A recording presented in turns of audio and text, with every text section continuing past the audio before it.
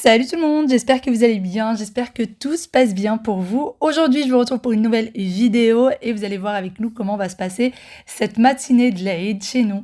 Alors aujourd'hui, c'est la fête de l'Aïd, le Maoulid Nabawi. Alors, je sais qu'il y en a qui ne la fêtent pas, je peux comprendre et je respecte. J'espère que vous allez respecter aussi notre décision à nous de le fêter puisque moi, je l'ai toujours fêté avec ma famille, je l'ai toujours fêté avec mes proches. C'est parti, vous allez voir comment cette petite journée va se passer pour nous et j'ai décidé de préparer une jolie table pour toute la petite famille et puis vous allez voir tout ça avec moi. D'ailleurs, n'hésitez pas à me rejoindre également sur Instagram, je vous attends nombreuses.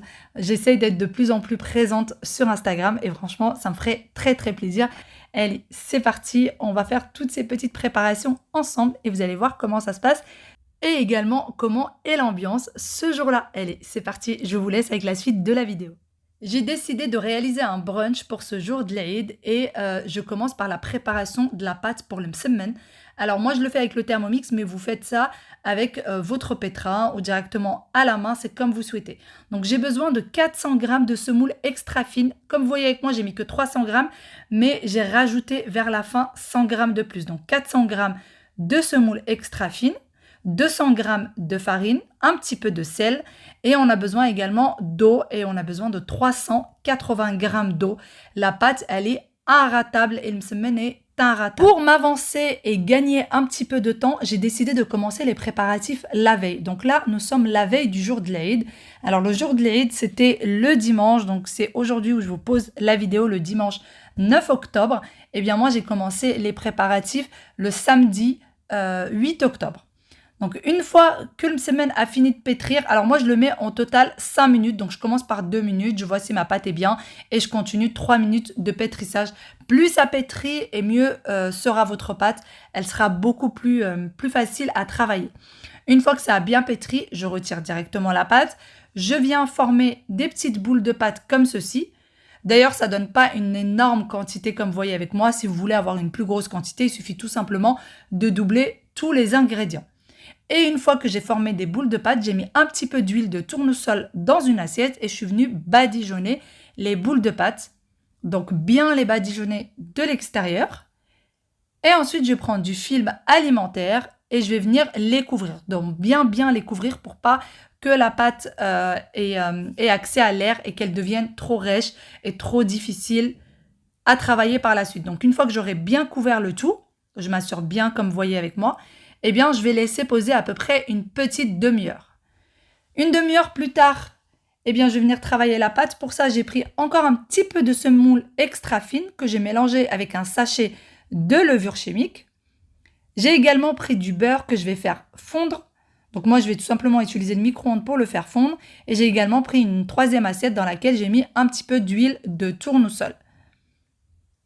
Alors, je sais que la plupart des personnes savent faire le msemen, mais j'ai toujours quelques questions à me demander comment est-ce qu'on peut faire. Donc, je vous donne la recette exacte et vraiment, vous pouvez essayer ces ingrédients-là. La recette est inratable, c'est impossible de la rater. Donc, une fois que ma pâte a bien posé, que j'ai posé tous les ingrédients dont j'ai besoin, je mets un petit peu d'huile sur mon plan de travail. Donc là, j'ai décidé de faire ça directement sur le plan de travail. Et ensuite, je vais venir étaler ma pâte. Plus vous la laisserez poser et plus elle sera facile à travailler. Je viens l'étaler jusqu'à ce que celle-ci soit quasiment transparente. S'il y a des petits trous qui se forment sur la pâte, c'est pas bien grave. Si on peut les éviter, c'est bien. Mais s'il y a des petits trous qui se forment, c'est pas grave. Une fois qu'on a bien étalé la pâte, on prend un petit peu de beurre et on vient le badigeonner par-dessus. Donc le msemen, c'est un feuilleté. Et ensuite, j'ai mis un petit peu de semoule. Après le beurre, j'ai mis un petit peu de semoule.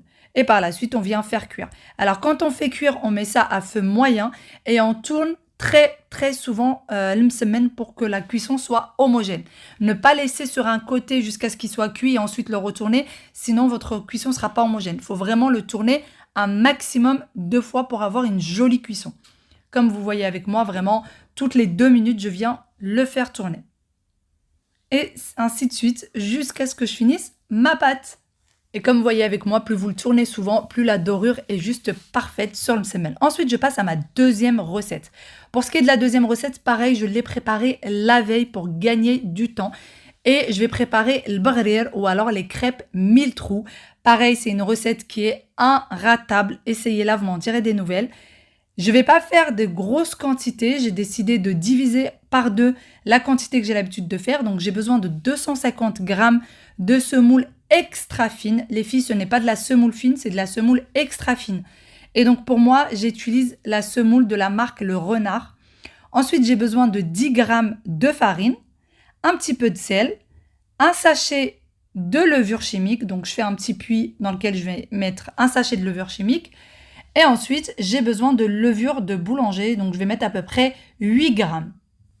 Pour la recette de l'bgharir, vous avez besoin d'un mixeur. Donc, moi, j'utilise le Thermomix, c'est ce que j'ai. Mais si vous avez un mixeur, ça fait très, très bien l'affaire. Ensuite, on a besoin d'ailleurs de 425 grammes plus ou moins d'eau. Donc, moi, comme vous voyez, j'ai dépassé un petit peu, c'est pas bien grave. Et une fois que le tout aura bien mixé, je vais mettre ça dans un petit récipient et je vais laisser poser une petite heure avant de venir l'utiliser. Faut que la levure puisse faire un petit peu effet et faut que la pâte puisse se reposer un petit peu pour que vraiment le bgharir soit bien réussi. Donc, je retire tout puisque j'ai après besoin de mon Thermomix. Sinon, j'aurais pu le laisser tout simplement. Si jamais vous pouvez, vous laissez tout simplement dans votre mixeur et vous laissez poser 1 heure. Encore une fois, si vous voulez avoir plus de quantité, il suffit tout simplement de doubler tous les ingrédients. Voici ce que ça donne 1 heure après. Et donc, à ce moment-là, ce que je vais venir faire, c'est que je vais encore une fois le mixer. Donc, si il est dans votre mixeur, vous remettez votre mixeur 1 minute, pas plus. Moi, je ne vais pas le remettre dans le Thermomix. Comme vous voyez avec moi, j'ai tout simplement utilisé mon batteur électrique. Ça a suffi 1 petite minute et ça suffit largement. Et ensuite, c'est parti dans une poêle qui n'accroche pas. Vous faites cuire le bgharir, donc il ne faut pas que ce soit trop épais. Alors moi, je décide toujours de ne pas faire des grandes. J'aime bien faire des mini. Je trouve ça plutôt sympa, mais si vous voulez faire des grandes, c'est tout aussi bien. Et encore une fois, la recette est 100% réussite. Surtout quand vous faites cuire le msemen ou que vous faites cuire le bgharir, mettez-les après sur une planche en bois ou alors sur un tissu. Parce que si vous mettez ça sur une assiette, eh bien ça transpire et la pâte devient molle. Donc si vous mettez comme ça sur quelque chose en bois ou en tissu, eh bien ça ne transpire pas et la pâte, elle reste intacte. Donc vous voyez avec moi, ça fait des 1000 trous. Si jamais vous essayez la recette, n'hésitez pas à me la partager sur Instagram, je compte sur vous. Et je continue ainsi de suite jusqu'à ce que je finis mon mélange. Le fait d'avoir commencé les préparatifs la veille, ça m'a fait gagner énormément de temps. Et le bgharir et le msemen, ça se garde très bien, sans aucun problème. Vous n'êtes pas obligé de le préparer le jour même. D'ailleurs, ça se garde aussi très bien au congélateur une fois que c'est cuit. Et ensuite, je vais passer du coup à ma 3e recette. Et là, je vais préparer la pâte sucrée du Thermomix. Donc, c'est une recette du Thermomix que j'aime beaucoup et que j'ai déjà réalisée à plusieurs reprises. Et pour ça, j'ai besoin de sucre en poudre. Donc, moi, je n'ai que du sucre roux à la maison. Je vais utiliser celui-ci.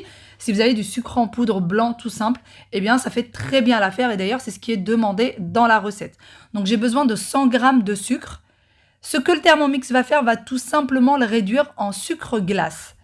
Donc, si jamais vous avez déjà du sucre glace, vous utilisez directement du sucre glace si jamais vous n'avez pas le Thermomix. Une fois que j'ai raclé les parois, je vais venir mettre le beurre. J'ai besoin de 200 g de beurre doux qui est encore froid. C'est très important parce que sinon la pâte, elle sera trop liquide. Par la suite, j'ai rajouté également la farine. J'ai besoin de 370 g de farine. J'ai besoin d'un œuf, une pincée de sel, un petit peu de sucre vanillé. Moi, je n'en avais plus, donc j'ai utilisé du liquide, de la vanille en liquide, pardon. Et ensuite, je vais mettre le tout. En fait, ça ne va pas pétrir, ça va juste mélanger tous les ingrédients. Et voilà ce que ça donne. Donc, avant de travailler la pâte, il faut la mettre au frais et ça tombe bien puisque, encore une fois, j'ai également préparé la pâte la veille pour gagner du temps. Par contre, pour la cuisson, je ne vais la préparer que le jour même, le jour de l'Aïd. Donc, voici pour ce qui est de la pâte. Je la mets dans du film alimentaire. Et encore une fois, cette recette, vous n'êtes pas obligé d'avoir le Thermomix pour la réaliser. C'est parti pour le réfrigérateur. Ensuite, je vais réaliser de la crème pâtissière. Encore une fois, c'est la recette du Thermomix et elle est réussite à 100%. Pareil, encore une fois, vous pouvez la faire dans votre casserole. Ça fait très bien l'affaire. Donc, pour ça, on a besoin de sucre, de farine, de lait, 2 œufs et 2 jaunes d'œufs en plus. Je commence par mettre le lait. On a besoin de 500 g de lait. Ensuite, on a besoin de farine, 50 g de farine. Je vais venir mettre mes 2 œufs entiers.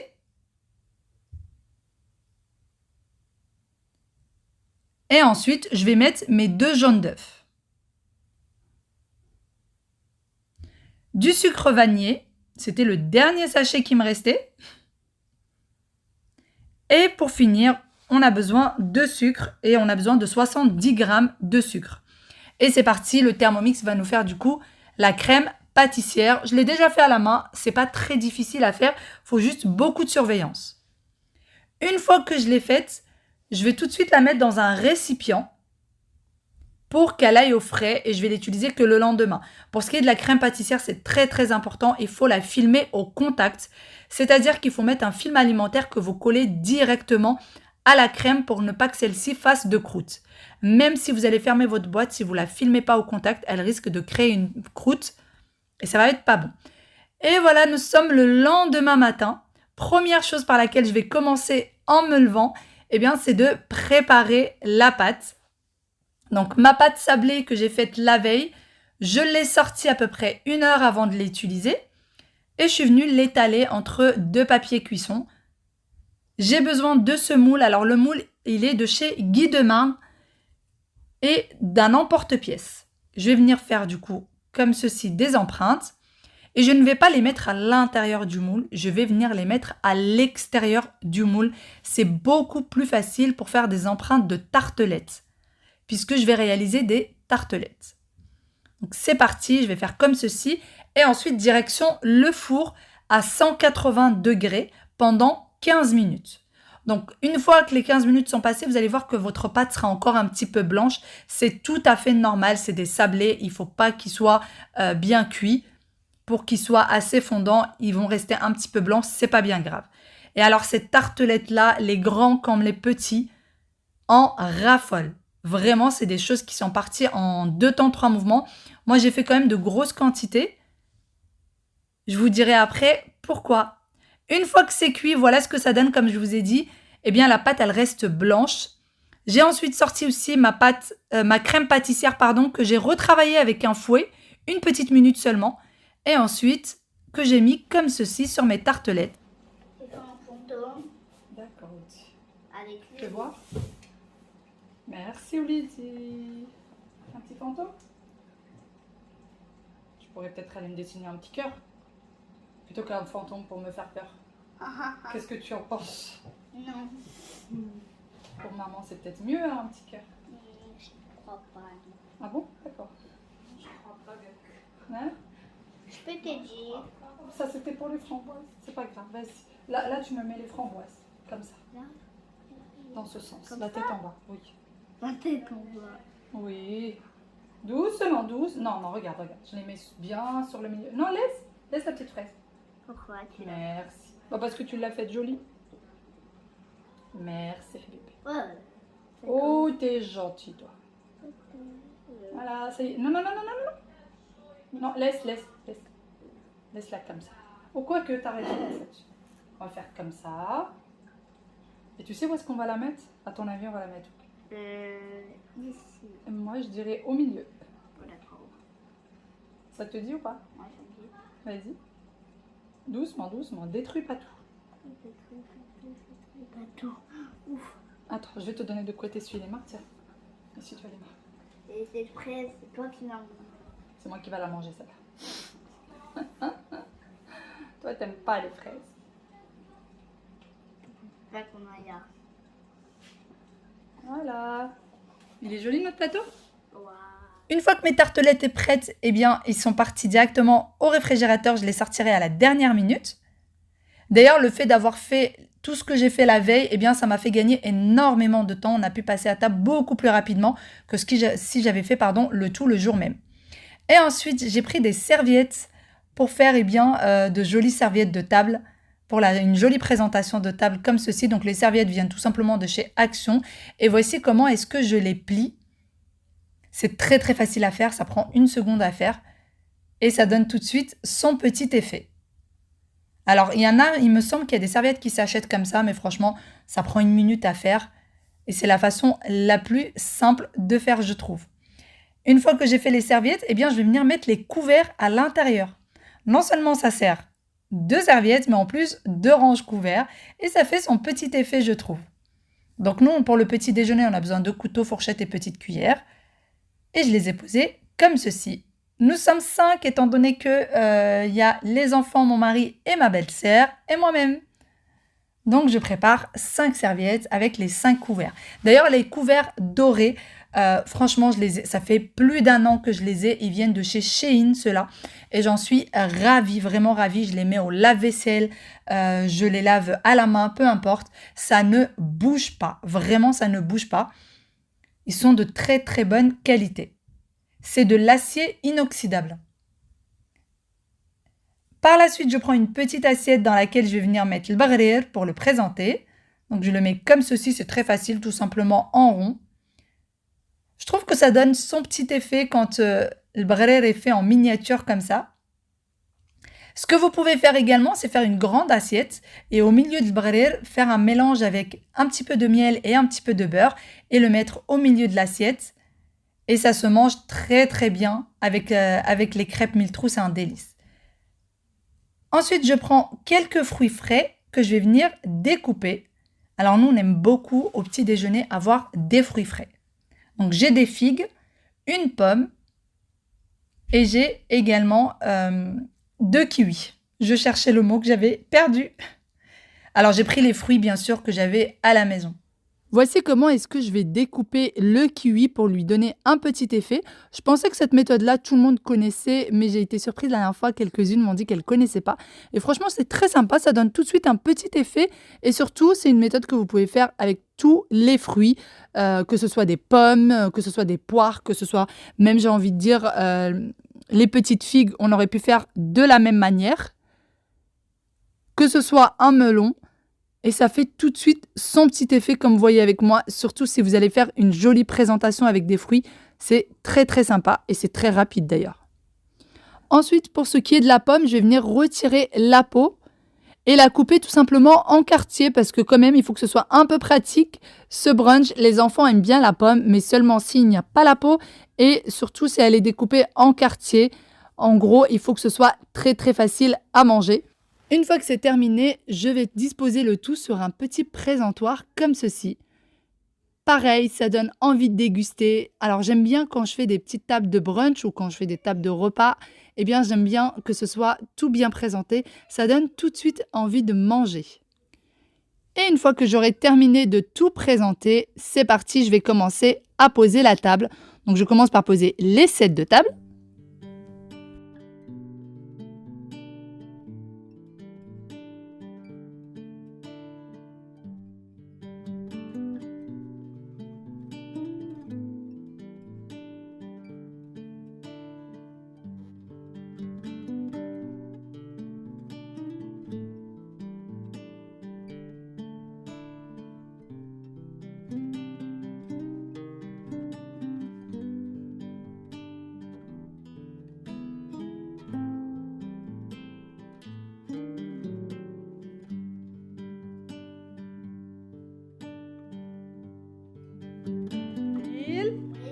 Aya, vous êtes où?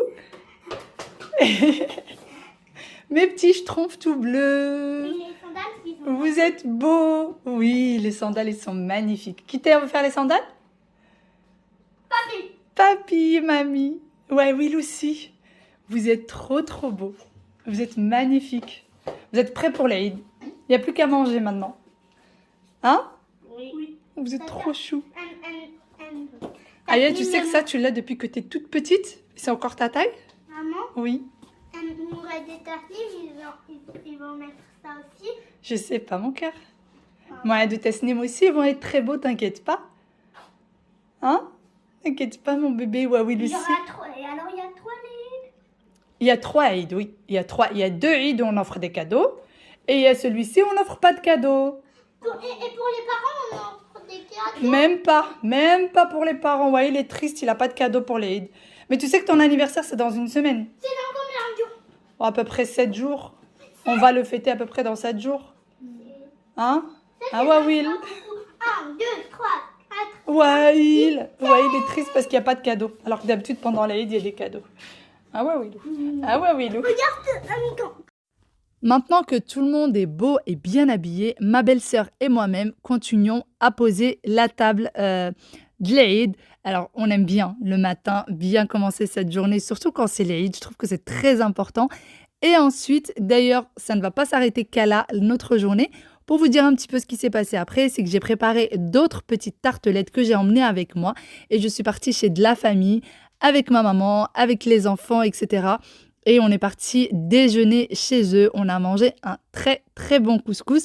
Donc voilà comment s'est terminée cette petite journée. Après le jus d'orange, JN va nous mettre le thé. Et voici à quoi ressemblait notre table l'Aïd. En tout cas, vous, j'espère que si jamais vous le fêtez, j'espère que vous avez passé une bonne journée de l'Aïd. Ou en tout cas, j'espère que vous avez passé un bon dimanche. Racontez-moi tout, dites-moi ce que vous avez fait. D'ailleurs, en Île-de-France, en ce moment, on a un très très bon temps. Il fait extrêmement beau et extrêmement bon pour la période surtout. Sur ce, eh bien, j'espère de tout cœur que cette petite vidéo vous a plu. J'espère que vous avez passé un bon moment avec nous. Et moi, je vous laisse avec la suite des images. Surtout, n'hésitez pas, rejoignez-moi sur Instagram. Je vous le laisse une fois de plus, juste là. Tu veux manger à table? Yes! À la fin. Ouais, la table, papa, il vient une photo. Aujourd'hui, c'est l'Aïd, tu manges ce que tu veux. Viens, mets-toi à côté de Aya, comme ça je te prends en photo avec elle et après une photo avec moi. Allez, après manger, je crois. Là, manger, tu veux. C'est moi qui aime les deux notes, alors pourquoi ils sont pas à côté de moi? C'est toi qui aimes.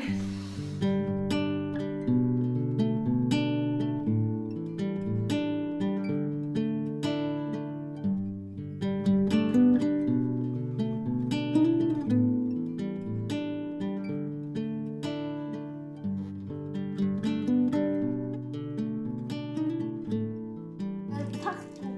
Moi, j'aime pas les... En fait, je suis un géant de langue, pas des deux.